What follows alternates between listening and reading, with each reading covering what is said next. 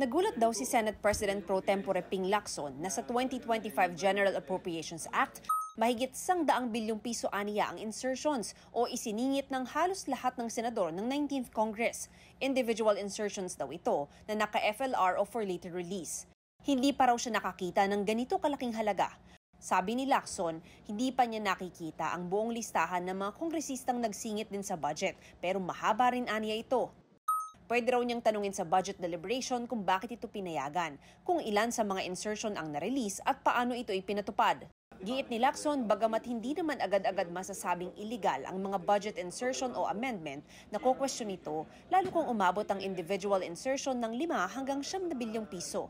Samantala, may mga senador na nababahala sa affidavit ni Orly Gutesa, ang dating security aide ni Congressman Zaldico, na nag-deliver umano ng mali-maletang pera kinako at dating House Speaker Martin Romualdez. Bukod kasi sa hindi pagsipot sa pulong niya sa Justice Secretary, pinasinungalingan ng 2 dating kasamahan niya ang kanyang pahayag. Sabi ni Senador Rodante Marcoleta na nagpakilala kay Gutesa sa Senate Blue Ribbon Committee, walang epekto sa salaysay ni Gutesa ang anumang problema sa pagnotaryo sa affidavit dahil binasa niya ito sa pagdinig. Sumumpa naman daw siya sa Blue Ribbon, binasa roon ang kanyang salaysay at tinanong pa ng mga senador. Kaya aniya, kahit walang notaryo, hindi nawala ng saysay ang mga sinabi ni Gutesa. Pwede naman daw ipanotaryo muli ni Gutesa ang affidavit niya para mawala ang duda ng mga tao. Taliwas naman ang pananaw ni Senador Erwin Tulfo na may duda raw kay Gutesa. Ngayon nga po, nawawala na